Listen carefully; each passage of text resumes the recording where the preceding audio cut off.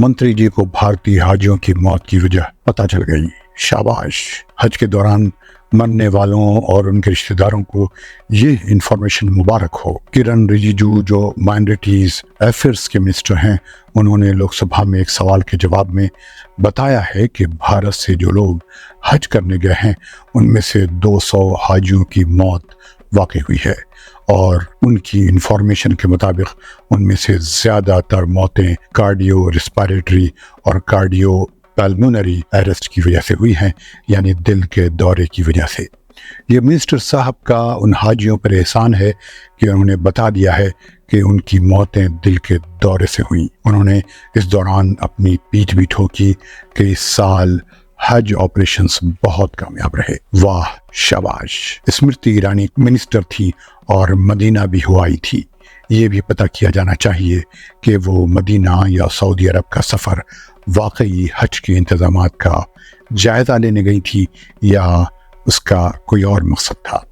बहरहाल जो हज गुजर गया उस मिनिस्ट्री के ज़िम्मेदार किरण रिजिजू नहीं थे, इसलिए उसका इल्ज़ाम भी उनके सर नहीं। आज इस वीडियो में ये बताना ज़रूरी है कि माइनॉरिटी अफेयर्स के मिनिस्टर की हैसियत से किरण रिजिजू ने क्या क्या बताया है और क्या सवालात अधूरे रह गए। क्या रिजिजू की या उनके ज़िम्मे काम करने वाली हज कमेटी ऑफ इंडिया की इतनी ही जिम्मेदारी थी कि वो लाशें गिन ले। रिजिजू ने पार्लियामान को बताया कि 21 जुलाई 2024 को जो हाजियों की मौतें हुई वो उनकी ज़बान में कार्डियो रेस्पिरेटरी और कार्डियो पल्मोनरी अरेस्ट या दिल के दौरे की वजह से हुई। ये जवाब कितना मुबहम या एम्बिगुअस है। उन्हें कैसे पता चला कि ये मौतें सिर्फ दिल के दौरे की वजह से हुई। उन्होंने ये भी बताया कि इन 201 में से 70% मौतें 60 साल से ज़्यादा उम्र के हाजियों की हुई। उन्होंने ये नहीं बताया कि क्या ये सब हाजी हज कमेटी ऑफ इंडिया के ज़रिए ही हज करने गए थे या उन हाजियों की मौतें भी हुई जो प्राइवेट एजेंसियों के ज़रिए गए थे या उनमें वो भी मौजूद थे जो सऊदी अरब में काम करते हैं और इलीगल तरीके से हज कर रहे थे। अगर दोनों तरह से जाने वाले हाजियों की मौतें हुई हैं तो सरकारी ट्रैवल एजेंसी यानी हज कमेटी ऑफ इंडिया के कितने हाजियों की मौतें हुई और प्राइवेट एजेंसियों के हाजियों की कितनी मौतें हुई, ताकि अंदाज़ा हो सके कि उन्हें और हज कमेटी को शाबाशी में कितना हिस्सा मिलना चाहिए। जब वो पार्लियामान में सवाल का जवाब दे रहे थे तो उन्हें ये ज़रूर बताना चाहिए था कि क्या ये सब मौतें जिनका जिक्र उन्होंने किया है सरकारी ट्रैवल एजेंसी हज कमेटी ऑफ इंडिया के ज़रिए हज करने के लिए जाने वालों की हुई हैं। चूँकि हज कमेटी ऑफ इंडिया उन्हीं के अंडर में आती है, इसलिए लगता तो ये है कि उन्होंने हज कमेटी ऑफ इंडिया का कारनामा ही गिराया होगा। अगर ऐसा है तो प्राइवेट एजेंसियों के जरिया हज को जाने वाले लोगों का मिनिस्टर कौन है? अगर ज़्यादातर 60 साल की उम्र से ज़्यादा के लोगों की मौतें हुई हैं तो इसका मतलब यह है कि उनके साथ रिस्क पहले से मौजूद था। जब हज कमेटी इस सऊदी हुकूमत के स्टैंडर्ड के मुताबिक वैक्सीनेशन या टीका लगा रही थी तो हज कमेटी के लोगों को ज़्यादा उम्र के लोगों का पूरा टेस्ट करना चाहिए था कि जब वो हज पर जाएं तो ठीक रहें। वैसे हमारा मानना तो यह है कि मौत तो अपने वक्त पर ही आती है, लेकिन सेहत के सिलसिले में जिसकी जो जिम्मेदारी है उसे वो अदा करनी चाहिए। भारत सरकार हाजियों के मौतों के बारे में कितनी संजीदा है इसका अंदाज़ा इस फ़र्क के जानने से हो जाता है कि भारत के जब 200 से ज़्यादा हाजी हज के दौरान मरे तो उस पर मुल्क में सिर्फ वावेला हुआ, लेकिन ट्यूनिस के जब 35 हाजी इस दौरान मरे तो वहाँ के सदर कैस सईद ने अपने मिनिस्टर को सैक कर दिया और इंक्वायरी बिठा दी। ये दुरुस्त है कि यहाँ हज के वक्त हुकूमत तब्दील हो रही थी, लेकिन हज कमेटी तो वही थी, उसकी भी जवाबदेही तय होनी चाहिए कि उसने क्या खिदमत अंजाम दी। किरण रिजिजू ने इस बात का भी दावा किया है कि हज के लिए भारत सरकार ने सहूलतों में इजाफा किया है। उन्होंने बताया कि 2024 में हाजियों के साथ उनकी देखभाल के लिए 641 खादिम हुज्जाज भेजे गए, जो पिछले साल के मुकाबले में दोगुनी तादाद थी।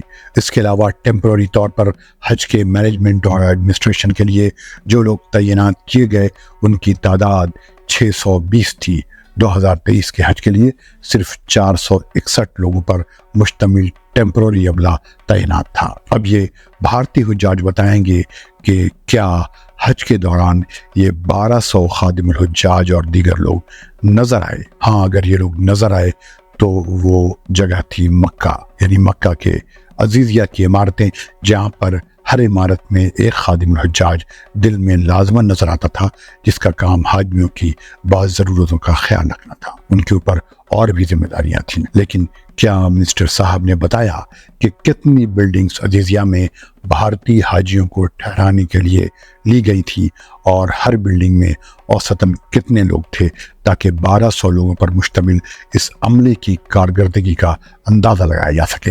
عام طور پر جو خادم الحجاج بلڈنگز میں نظر آئے وہ یقینی طور پر کافی ایکٹیو تھے، لیکن حج کے 5 دنوں میں منا میں جہاں یہ موتیں ہوئیں جن کا ذکر کر کے منسٹر نے شاباشی لی ہے کہ یہ حج بڑا کامیاب رہا، وہاں حج کمیٹی کے کتنے خادم الحجاج یا دیگر عملہ موجود تھا، جبکہ اس کے مقابلے میں پاکستانی خیمہ بہت بہتر تھا۔ ان کا کھانا بھی بہتر تھا، ان کے رضاکار یا ان کا عملہ چپے چپے پر موجود تھا اور حاجیوں کی مدد اور رہنمائی کر رہا تھا۔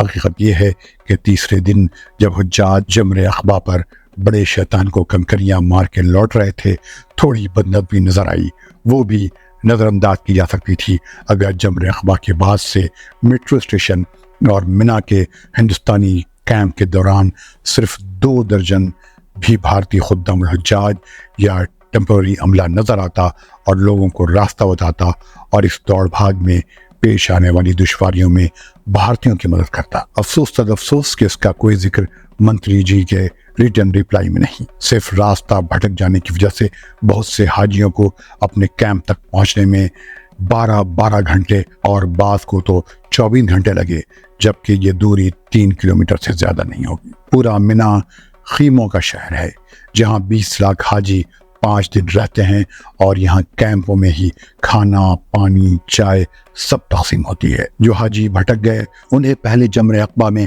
کنکریاں مارنے کے بعد میٹرو اسٹیشن تک پہنچنے اور وہاں سے اپنا خیمہ ڈھونڈنے تک کھانے پینے کے لیے بھی پریشانی رہی ہوگی، کیونکہ منا میں کوئی ہوٹل یا ریستوراں نہیں ہوتا۔ ہاں، پینے کے پانی کا انتظام ضرور ہوتا ہے۔ اس ویڈیو میں منسٹر کرن رجیجو کے لوک سبھا میں دیے گئے جواب کا جائزہ ہے۔ انتظار کیجیے مزید ویڈیوز کا جن میں حج 2024 کا جائزہ لیا جائے گا، تاکہ 2025 کا حج بہتر ہو سکے، یا حجاج جو حج کمیٹی آف انڈیا سے فارم بھرنے کا ارادہ رکھتے ہیں وہ محتاط رہیں اور ان مشکلات کا سامنا کرنے کے لیے تیار رہیں جو اس سال پیش آئیں، سوائے اس کے کہ حج کمیٹی کی طرف سے تشفی بخش جواب آ جائے۔ ملتے ہیں اگلے ویڈیو میں، تب تک خدا حافظ۔